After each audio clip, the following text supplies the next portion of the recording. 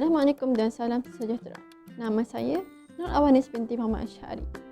Kumpulan saya akan membentangkan tajuk yang berkaitan matlamat dasar pendidikan negara memacu ke arah pembangunan modal insan yang berkualiti. Pendidikan merupakan perhubungan di antara beberapa komposisi dalam satu sistem untuk mencapai matlamat yang ingin ditetapkan.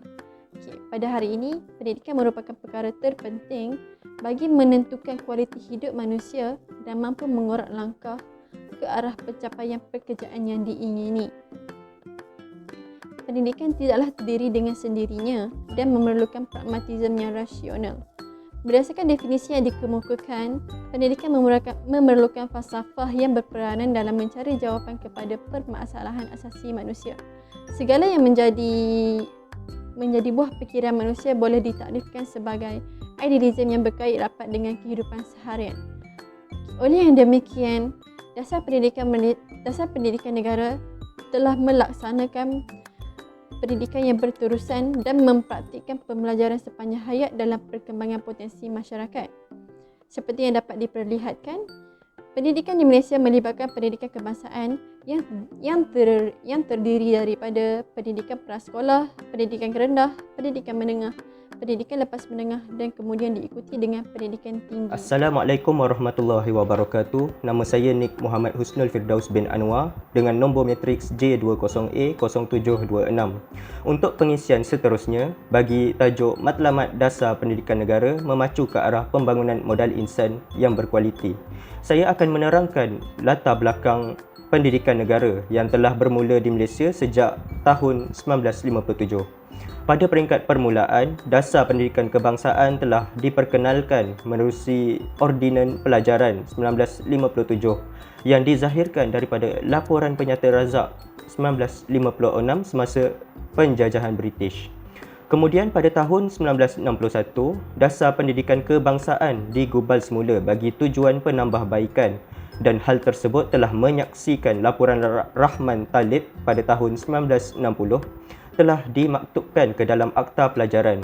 Menerusi laporan tersebut, beberapa dasar telah diwujudkan, antaranya menitik beratkan pendidikan akhlak, pelajaran sekolah rendah secara percuma dan murid naik darjah secara automatik.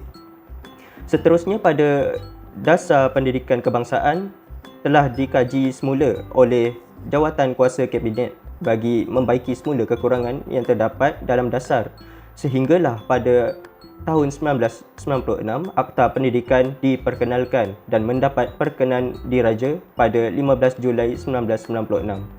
Oleh yang demikian, menerusi pelaksanaan Dasar Pendidikan Kebangsaan, diharapkan pihak yang berwajib dapat menjalankan komitmen dengan jitu bagi melahirkan negara yang maju sejajar dengan wawasan negara, sekaligus memacu ke arah pembangunan modal insan yang berkualiti.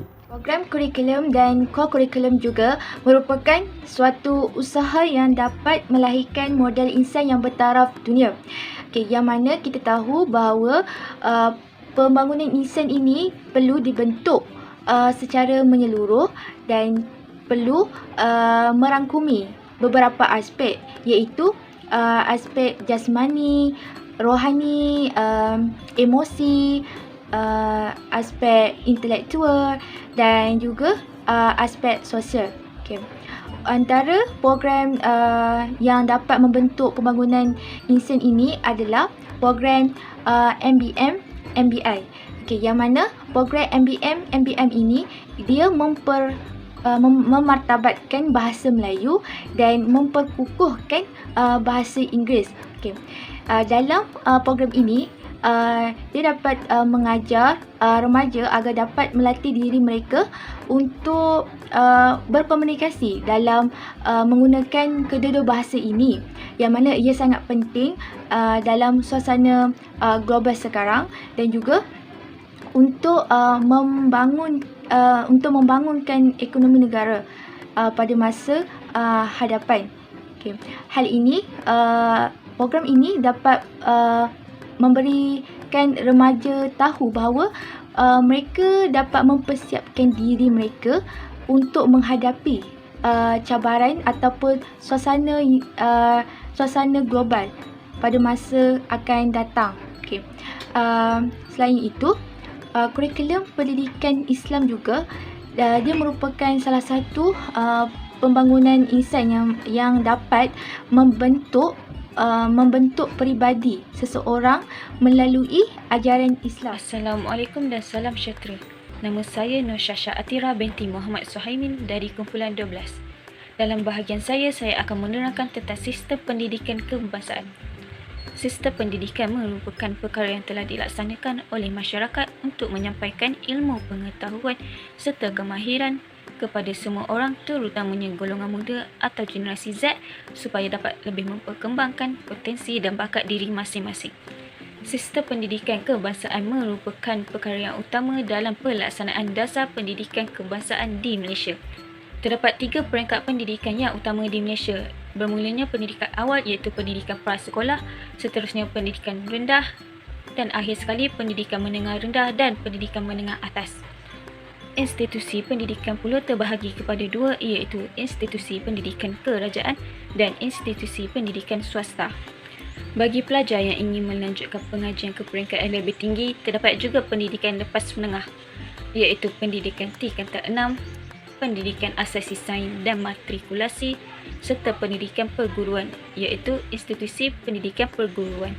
Namun begitu, terdapat juga pendidikan teknik dan vocational bagi mereka yang meminati dalam bidang kemahiran. Hal ini boleh menjamin pembangunan modal insan yang lebih berkualiti dalam setiap individu masyarakat tanpa menghiraukan pelajar yang ingin mencuburi dalam bidang pekerjaan yang profesional maupun bukan profesional. Pembangunan modal insan yang berkualiti berasaskan dasar pendidikan memberi banyak manfaat bukan sahaja negara tetapi juga masyarakat kini. Saya akan mengemukakan salah satu tujuan dalam pendidikan iaitu perpaduan nasional. Antara cara-cara dasar pendidikan menyatukan masyarakat ialah melalui Laporan Razak 1956. Dengan laporan tersebut, satu sistem pendidikan kebangsaan yang bersesuaian dengan aspirasi menyatu padukan penduduk yang berbilang kaum telah wujud. Sistem tersebut berjaya menyatukan nasional dengan menyatukan bahasa pengantaran dan sistem pengajaran para guru dalam peringkat sekolah masing-masing. Kebebasan dan penjagaan perkembangan bahasa dan kebudayaan kaum lain yang dinyatakan dalam laporan juga membantu menyatukan masyarakat melalui keadilan. Selain itu ialah mewujudkan kurikulum yang sama untuk semua sekolah kebangsaan. Hal ini mewujudkan kepribadian kepada masyarakat ke arah pembentukan perpaduan kaum.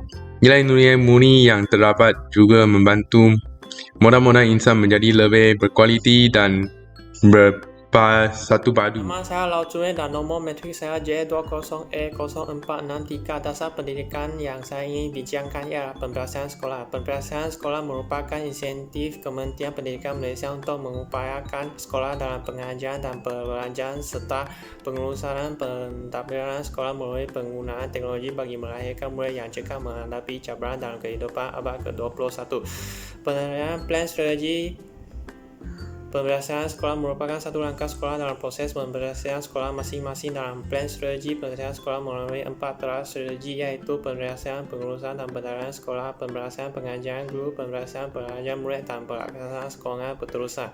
Teras pertama ialah pemberhasilan pengurusan dan pentadbiran sekolah. Boleh dikatakan bahawa pemimpin sekolah memainkan peranan yang sangat penting dalam transformasi pemberhasilan sekolah. Seterusnya, teras kedua pemberhasilan pengajaran guru ialah terdapat kepada pemburuan teknologi yang pesat. Guru perlu diberikan latihan dan pembangunan profesional secara berterusan agar dapat memberdasarkan tugas profesional mereka sebagai guru mengikut penderaan secara semasa era digital. Secara umumnya, teras ketiga pemberhasilan pembelajaran murid mengatakan bahawa murid abad ke-21 dibesarkan dalam persekitaran digital dikelilingi oleh berbagai jenis peralatan ICT seperti telefon bimbit, komputer lipat dan alat permainan digital. Murid abad ke-21 memiliki ekspektasi yang tinggi terhadap kepantasan maklumat. Justru guru perlu memahami perubahan yang berlaku terhadap murid abad ke-21 dengan melaksanakan perubahan dalam amal pengajaran mereka. Kemudian teras keempat pemberkasan sokongan berterusan dijelaskan bahawa pembangunan persekitaran pelestarian sekolah yang kondusif untuk pengajaran dan pembelajaran bergantung kepada sistem sokongan yang kuat dan tanpa pembinaan dan sokongan yang padu kepada transformasi pelestarian sekolah.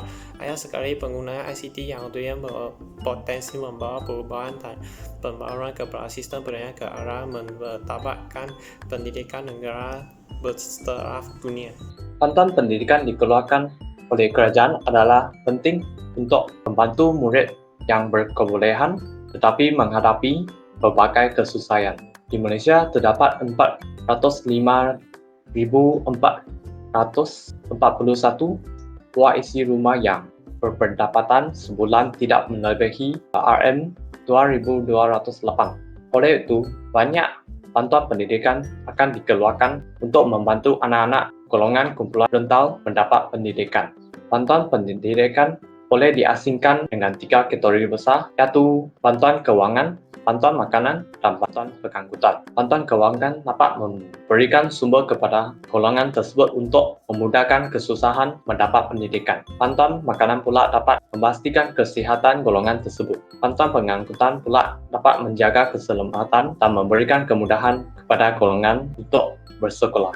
Jadilah bantuan pendidikan adalah penting untuk membentuk individu yang berintelektual. Kesimpulannya ialah model insan berkualiti yang akan dihasilkan melalui dasar pendidikan negara mestilah dapat berfikir secara kritis dan kreatif, mempunyai kemahiran dalam menyelesaikan masalah, dapat mencipta peluang baru, mempunyai daya tahan dan kemampuan untuk menghadapi persekitaran dunia global yang sentiasa berubah. Pemahaman dalam penghayatan modal insan adalah penting untuk memiliki pemimpin yang cemerlang serta menjadikan negara sebagai kelas pertama.